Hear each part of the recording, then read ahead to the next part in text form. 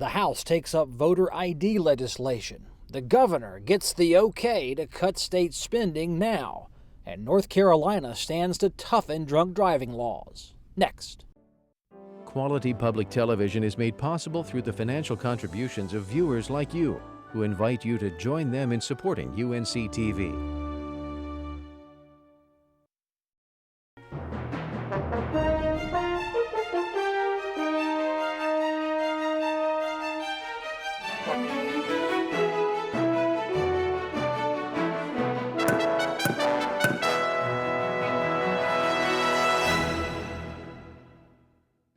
Hello again, I'm Kelly McCullen. We begin tonight in the State House, where deliberations began on a bill Republicans say will help restore confidence in state government.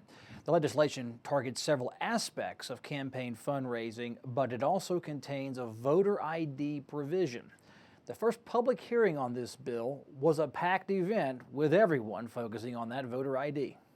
House Republicans filed a voter ID bill Monday night and took public comment on that bill Tuesday afternoon during a packed House Election Laws Committee hearing.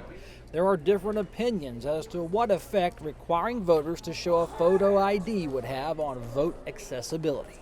There are simply too many loopholes for voter fraud, and voter ID is just one of the important steps that will restore confidence in the election system. African American and other minority voters are significantly less likely to possess government-issued ID than white voters. Secondly, minority voters have a higher rate of poverty than do white voters, making it more difficult, if not impossible, in many circumstances for voters of color to obtain photo IDs or secure the documentation needed to get so-called free government identification. Lawmakers drew their lines. Representative Rick Killian presented the bill to the House Election Laws Committee. He says this should not be a partisan issue and should not tempt Governor Perdue to veto the bill should it pass. This is an issue to protect our elections process. I reject the comments that this is at all partisan, and I don't assume that it's going to be vetoed. To me, this is a common sense solution to what is perceived to be a real problem in our elections process. And I would hope that the governor would see it the same way and not automatically consider that this is something that has to be vetoed. There is no indication that the governor would veto the bill. It's simply too early in the legislative process. But Democratic lawmakers say voter ID targets specific groups of people. They're also shrugging off parts of this voter ID bill that would offer free voter cards to North Carolinians who possess no form of identification with a photograph on it. This bill, as it's filed, is going to suppress the votes and take away the rights of many North Carolinians. It doesn't show us or provide us any credible method for paying for the cost it's going to have. House Republicans say they are funding the creation of free voter identification cards should North Carolinians need them. This was a step and an expense, frankly, that we have put into this to try to make it easier for those who may not have a photo ID and to be able to obtain one without a charge to them. The House Election Laws Committee is expected to continue hearing this bill next week.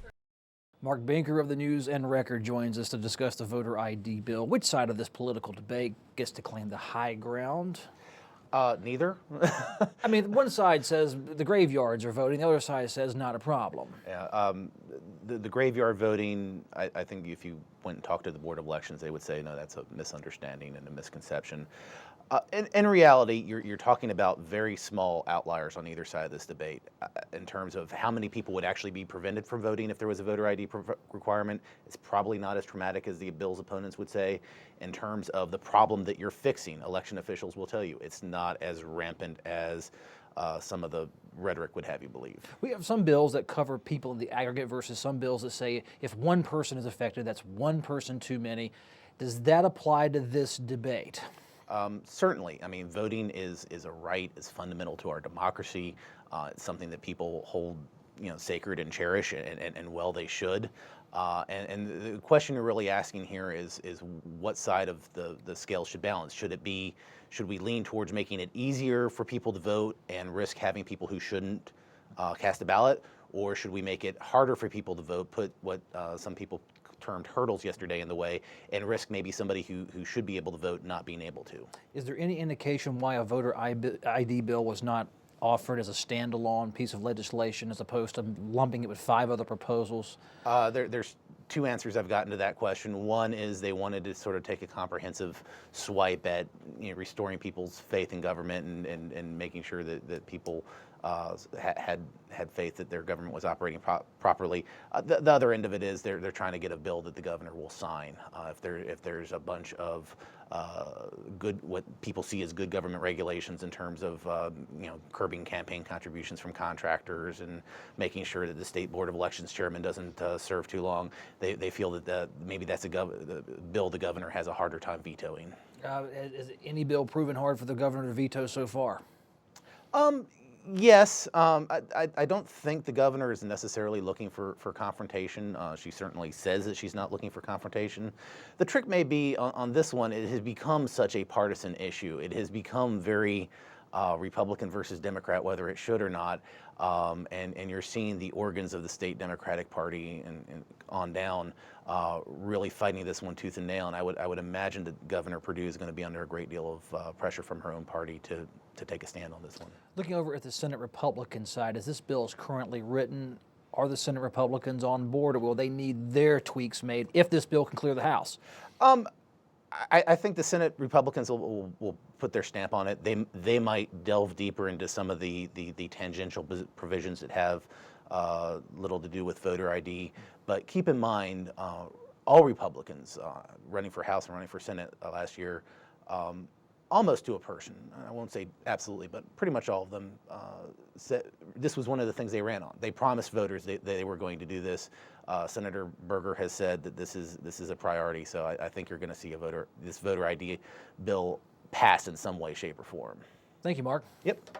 A House Judiciary Committee is weighing a bill to make state and federal issued IDs the only acceptable identification for government and law enforcement purposes in North Carolina. It's House Bill 33, and it really targets ID cards issued by foreign countries, especially IDs given out by the Mexican consulate's office. Representative George Cleveland says the consulate is issuing these identification cards without conducting proper due diligence on the applicants. They can still get a driver's license.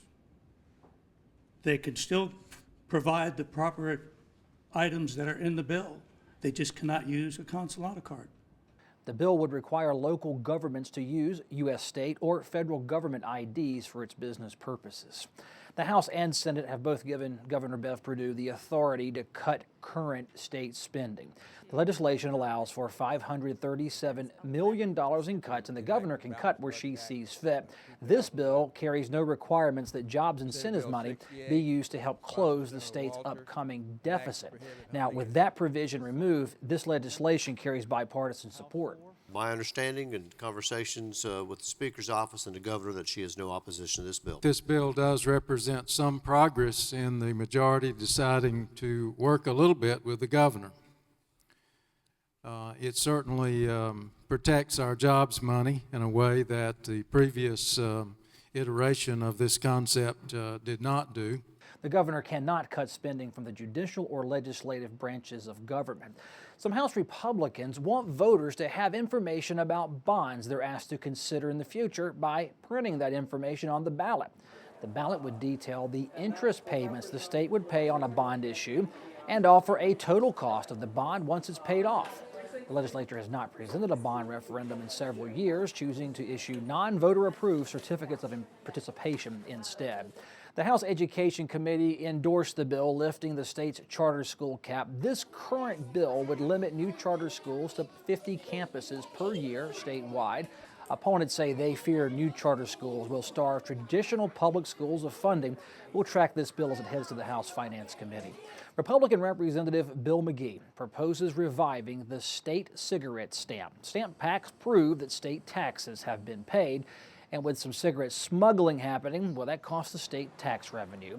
Cigarette sellers would stamp their packs within 48 hours of receiving their shipment. Stamp forgery would be a felony.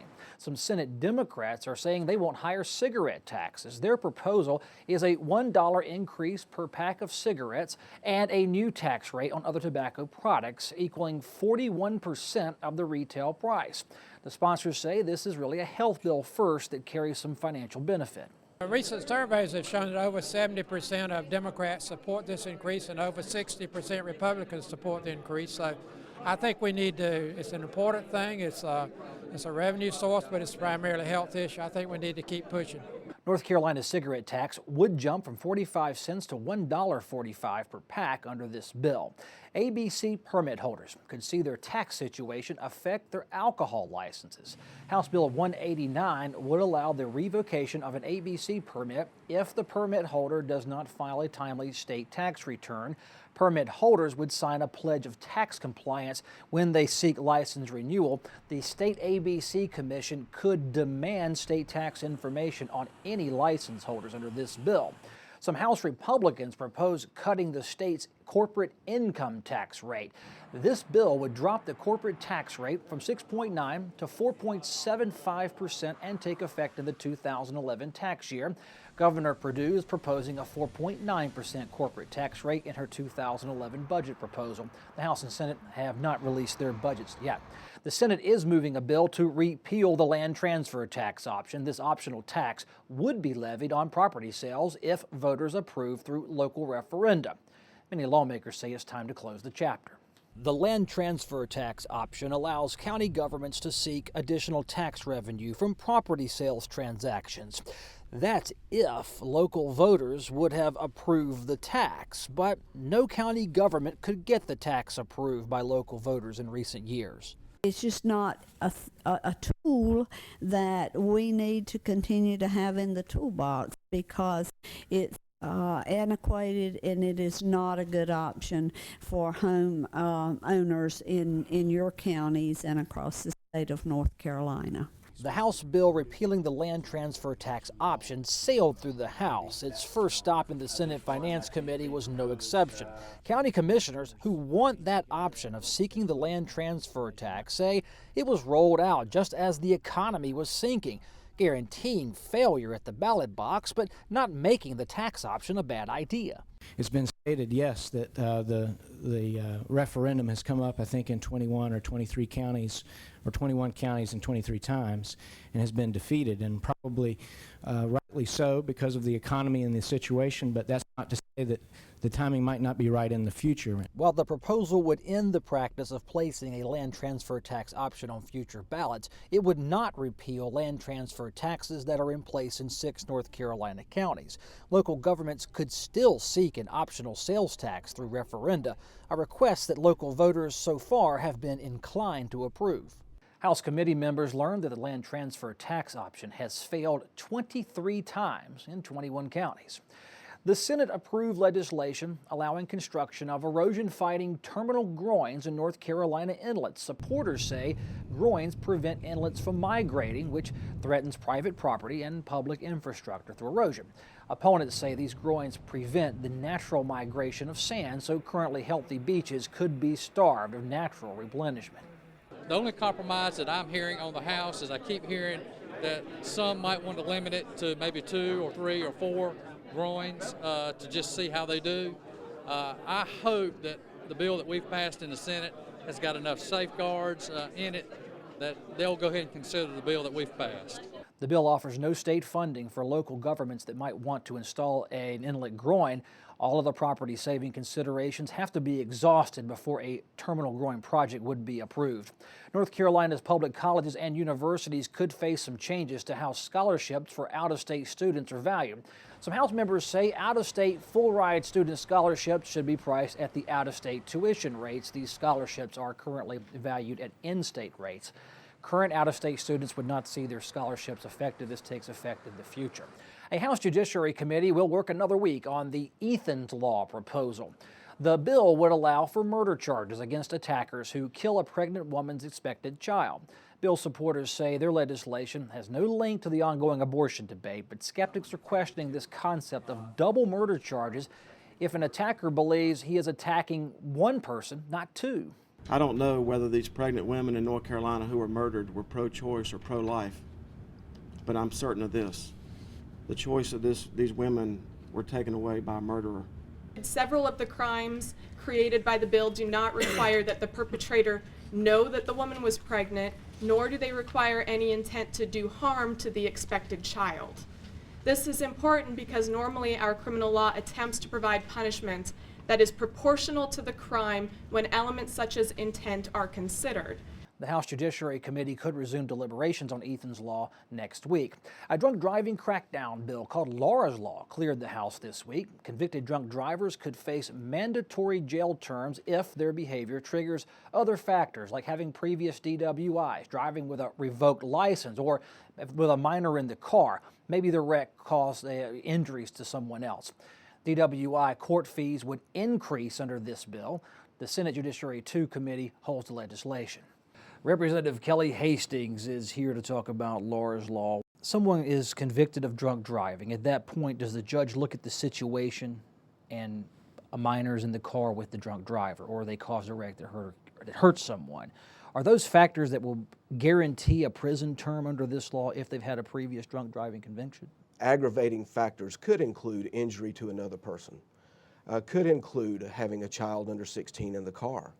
And so primarily what the aggravated level 1 status does is it increases the penalties for habitual drunk drivers.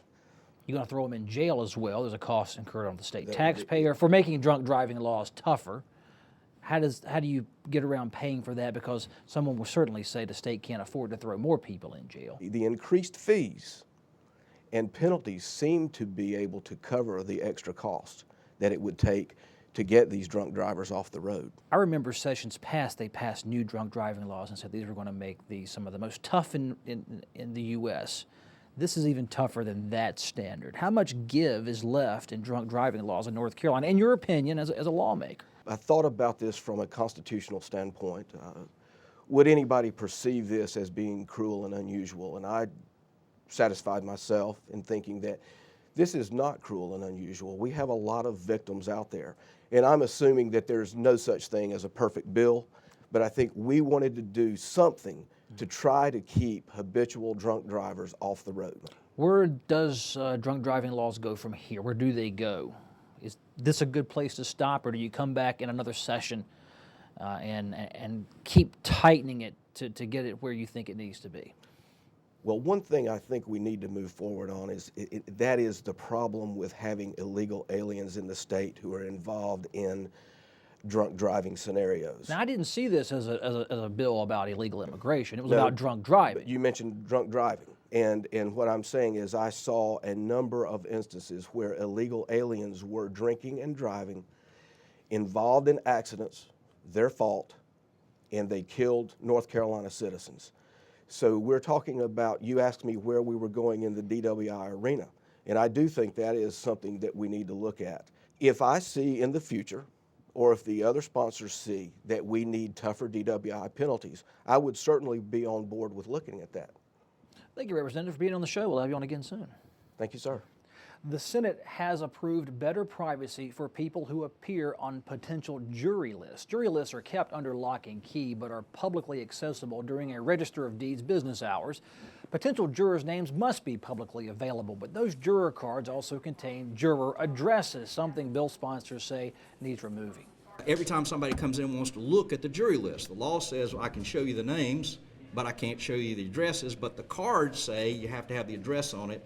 And so the registers of deeds have a problem of administering the current law. What the bill would do was say you don't put the addresses on the cards. Jury lists can be maintained electronically, and this bill covers those as well. Governor Perdue received legislation this week to temporarily halt the issuing of new state rules and regulations. Rules carrying at least $500,000 in statewide impact on those being regulated would be halted so the rule could be analyzed. Federal rules compliance and safety regulations would be exempt from the timeout. The House Transportation Committee discussed a trial program where speed detection cameras would be installed in 15 school and work zones throughout North Carolina. Violators would receive a $250 ticket in the mail along with the photograph of the license plate during the 15-year trial. The State Department of Transportation would determine where these cameras would be installed.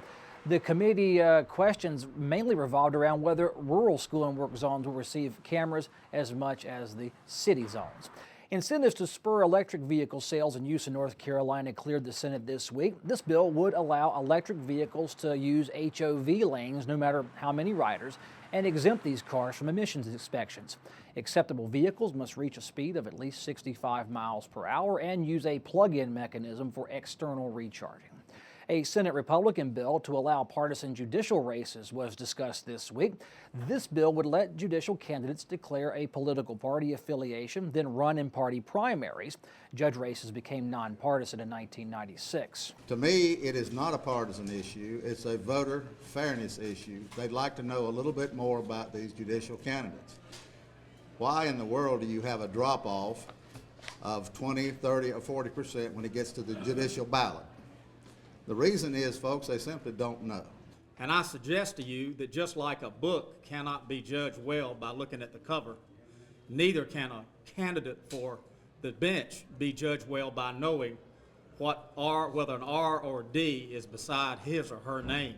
Partisan judicial races would begin with elections scheduled in 2012 and beyond. A bipartisan House group wants to reform the state crime lab and place personal accountability on crime lab forensic scientists. Reform legislation that's already passed the House arrived in the Senate Judiciary Committee this week. A Senate Judiciary Committee unanimously approved reforms for the state crime lab. This legislation follows news reports that crime lab scientists mishandled evidence and withheld test results from defense attorneys in some cases. And the whole purpose of all of this bill is to work with the SBI and the Attorney General to restore public confidence in the lab and its results, to make sure that it becomes, again, one of the best laboratories in the world, let alone in the country. Reform proposals include requiring research on human behavior bias, mandating that state crime lab scientists be certified to international standards, the creation of an ombudsman to oversee crime lab operations, and a provision where crime lab officials could face criminal charges if they willfully withhold or misrepresent evidence test results. Everyone involved in this wants personal responsibility and wants to make sure it doesn't happen again. When you take away somebody's freedom for 10 plus years, that's just, there's no way to make that up. That's a human tragedy, and you cannot make it okay. New Hanover County Senator Tom Goolsbee says the proposed reforms are a good first step, but he says it's time to change who's doing the testing of criminal evidence. The SBI lab needs to be out from the prosecutorial side of government, and it needs to be over into an independent department such as the medical examiner. Most of these reforms would take effect July 1st, 2011. The bill still needs full Senate approval and the governor's signature. If this bill passes, current cases being worked in the state crime lab would continue. A Senate bill would forgive college loans for students who make a career promise. Students willing to work in career fields suffering critical shortages would qualify. The jobs must be located in North Carolina, and the student must attend a North Carolina nonprofit or public college or university. An oversight board would manage the program and chase after students who don't keep that promise. A House Judiciary Committee considers term limits for future House speakers and Senate presidents pro tem. Term limits would require a state constitutional amendment, which are voter approved. House speakers and Senate president pro tems would serve no more than two-year terms in a lifetime. I think there's 120 House members, there's 50 Senate members, there's a lot of capable people here. The House and Senate leaders, beginning in 2013, would be term limited. The full House is expected to vote on the term limits bill next week. The House is also considering a referendum to allow a Sunshine Amendment to the North Carolina Constitution. The Sunshine Amendment would guarantee public access to many public documents unless the legislature voted by supermajority to prevent public access. Supporters say a constitutional amendment is the best protection against legislative meddling. Opponents say this amendment would unnecessarily clutter the state constitution. Legislation we pass doesn't drive a constitutional amendment. It's the other way around. Constitutional provisions drive the legislation that we pass. A recent poll by Elon College found that 4 out of 5 people supported this amendment. 80%. Virtually the same amendment passed in Florida last year with 83% of the vote. And in California, it's passed with 81% of the vote. The House has scheduled a floor vote for next Tuesday. Senate Republicans want assurance that state greenhouse gas regulations don't outpace any federal rules. Their bill would prevent any state agency or rulemaking body from passing greenhouse gas standards that are tougher than federal rules. The limits also apply to regulating human activity in the name of greenhouse gas reduction. This bill would take effect immediately. Legislative Republicans announced tour dates for the Rules and Regulations Reform Listening Tour. The tour holds forums at Central Piedmont Community College's West Campus on Monday, March 21st, stops at Guilford Tech's Jamestown campus on Monday, March 28th, Pitt Community College on April 4th, Blue Ridge Community College on Friday, April 15th, and at the Legislative Building in downtown Raleigh on Thursday, April 21st. To speak, arrive at your location at 12:30 p.m. and sign up. The events run from 1 to 3 p.m.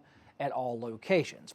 As you surf the internet this week, why don't you find us on Facebook at facebook.com/Legweek. This show is posted online every weekend at unctv.org/Legweek, and our email address is legweek@unctv.org. That's our show for this week. Thanks for watching. We'll see you next time.